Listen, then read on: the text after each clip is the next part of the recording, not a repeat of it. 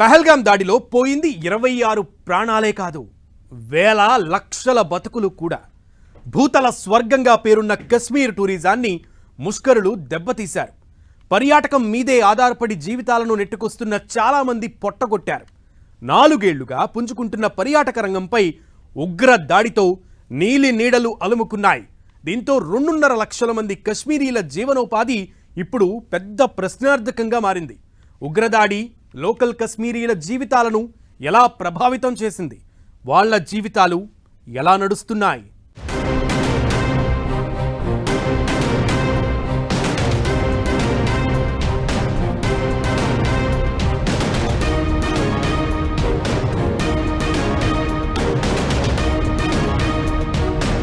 భూతల స్వర్గం కశ్మీర్ వెలవెల.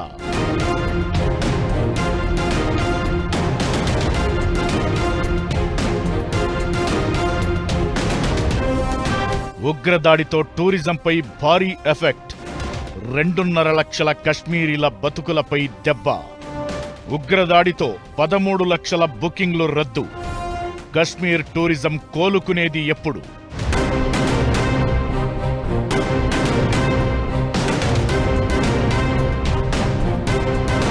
కశ్మీర్ భూతల స్వర్గం. ప్రతి భారతీయుడు కనీసం ఒక్కసారైనా సందర్శించాలని కలలుగనే ప్రాంతం. అందమైన లోయలు, మంచుతో కప్పి ఉండే శిఖరాలు, ప్రశాంతమైన సరస్సులు లక్షలాది పర్యాటకులను ఆకర్షిస్తాయి. ఇలాంటి అందమైన నేలపై పహల్గాం ఉగ్రదాడి అలజడి సృష్టించింది. అమాయక పర్యాటకులను, స్థానికులను లక్ష్యంగా చేసుకుని జరిపిన అకృత్యం కశ్మీర్లో శాంతిని, స్థిరత్వాన్ని దెబ్బతీయాలనే ఉగ్రవాదుల పన్నాగాలను మరోసారి బయటపెట్టింది. ఈ దాడి తరువాత భయంతో వేలాది మంది పర్యాటకులు కశ్మీర్ను విడిచి వెళ్లారు. చాలా మంది తమ ప్రయాణాలను, టికెట్లను రద్దు చేసుకున్నారు. దీంతో కశ్మీర్ పర్యాటక రంగం ఒక్కసారిగా కుదేలయ్యే పరిస్థితి ఏర్పడింది. వేసవిలో కశ్మీర్కు పర్యాటకుల తాకిడి ఎక్కువగా ఉంటుంది. ఏడాది పొడవునా ఎదురుచూసే ఈ సీజన్లోనే స్థానికులకు ఆదాయం, ఉపాధి లభిస్తాయి. పహల్గాం, గుల్మార్గ్, శ్రీనగర్ లాంటి ప్రాంతాల్లో చాలా మంది టూరిజం మీదే ఆధారపడి బతుకుతున్నారు.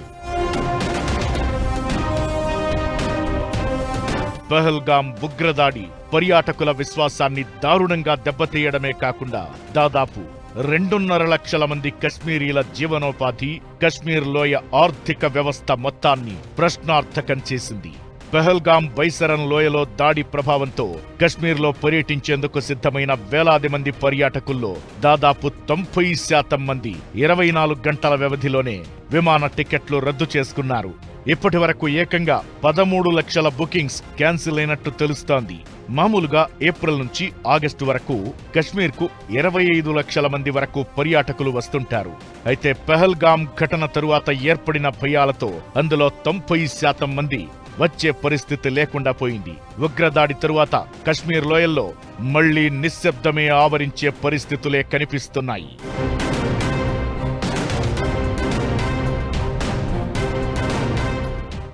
పహల్గాంలో జరిగిన ఉగ్రవాద దాడిలు తప్పకుండా టూరిజం మీద పెద్ద ఇంపాక్ట్ ఉంటుంది. షాక్ అనేది వచ్చింది. మొత్తం భారతదేశం అంతా ఇలా జరిగిందని, ప్రభుత్వం ప్రొటెక్ట్ చేయలేకపోయిందని కొన్ని రోజుల పాటు ఇలా జరుగుతూ ఉంటుంది. కానీ రోజు రోజు చూసేది ఏంటంటే గవర్నమెంట్ ఆఫ్ ఇండియా యాక్టివ్ అయిపోయింది. గవర్నమెంట్ ఆఫ్ ఇండియా తప్పకుండా యాక్షన్ తీసుకుంటుంది, ఇది ఒక పొరపాటు జరిగిపోయింది అని చెప్పటం. చాలా కేర్ఫుల్గా కూడా ప్రజలు వాచ్ చేస్తున్నారు. మోడీ గవర్నమెంట్ ఎలా రియాక్ట్ అవుతుంది, సెక్యూరిటీ లోకల్గా ఏం చేస్తుంది, వెనకాల ఉన్న పాకిస్తాన్ చేయించిన దాని మీద ఏం చేస్తుందంటే తప్పకుండా పాకిస్తాన్ మీద సీరియస్ యాక్షన్ తీసుకోవటం మొదలుపెట్టింది గవర్నమెంట్. షికారా నడిపేవారు, హోటళ్లు, రెస్టారెంట్లు, గుర్రాల వ్యాపారులు, హస్తకళల వస్తువులు అమ్మేవారు, ఇలా చాలా మంది టూరిజం మీద ఆధారపడే జీవనం సాగిస్తున్నారు. వీళ్లందరి బతుకులను కొట్టినట్లే ఇప్పుడు 2025 నాటికి జమ్మూ కశ్మీర్ను దేశంలోనే కాదు ప్రపంచంలోనే అత్యంత ప్రాచుర్యం పొందిన పర్యాటక ప్రదేశంగా మార్చాలని కేంద్రం నిర్ణయం తీసుకుంది. దీనికోసం ఏటా 2,000 కోట్ల రూపాయల పెట్టుబడి లక్ష్యాన్ని నిర్దేశించుకుంది.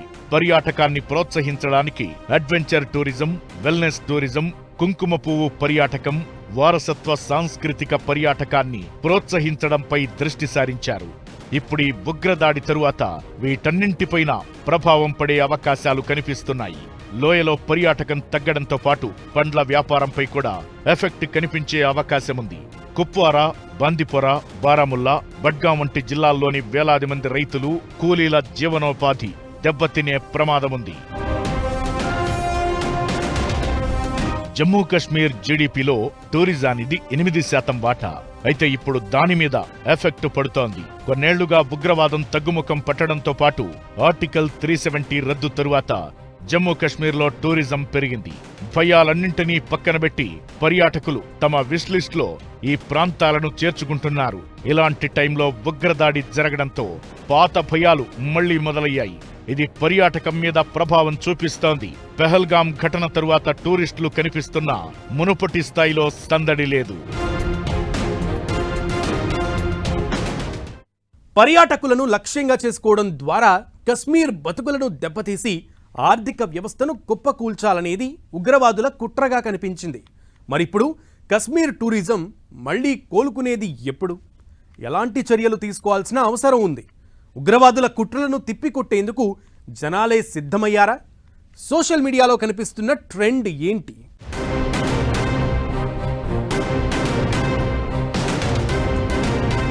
ఆర్టికల్ 370 రద్దు తరువాత జమ్మూ కశ్మీర్కు పర్యాటకుల తాకిడి పెరిగింది. 2022లో 26 లక్షల మంది టూరిస్టులు జమ్మూ కశ్మీర్లో పర్యటించగా 2023లో 27 లక్షలు, 2024లో 35 లక్షల మంది టూరిస్టులు వచ్చారు. ఈ ఏడాది మొదటి 3 నెలల్లోనే సుమారుగా 5 లక్షల మంది టూరిస్టులు ఈ ప్రాంతాన్ని సందర్శించారు.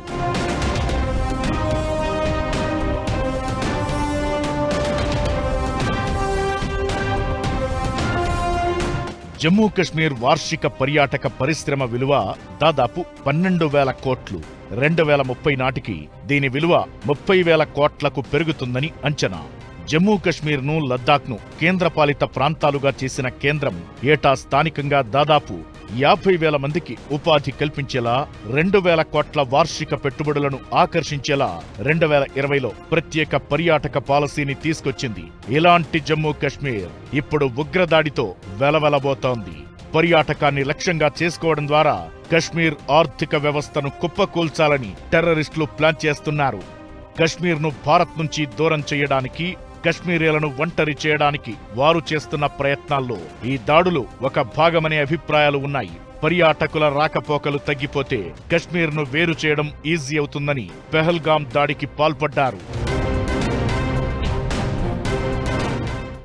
కాశ్మీర్లో టూరిస్ట్ బౌన్స్ బ్యాక్ అవడానికి ఆల్రెడీ సెంట్రల్ గవర్నమెంట్ మంచి యాక్షన్ తీసుకున్నారు.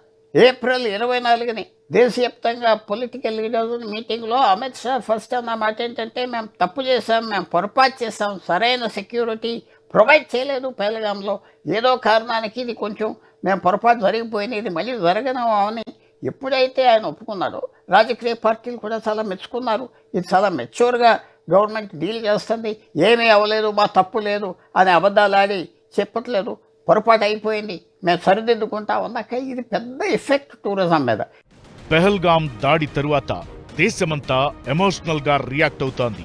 కశ్మీర్ మనది అంటూ ప్రతి ఒక్కరూ ముందుకొస్తున్నారు. ఉగ్రవాదుల కుట్రను తిప్పికొట్టేందుకు రెడీ అయ్యారు. మరీ ముఖ్యంగా యూత్ లో ఒక కొత్త స్ఫూర్తి కనిపిస్తోంది.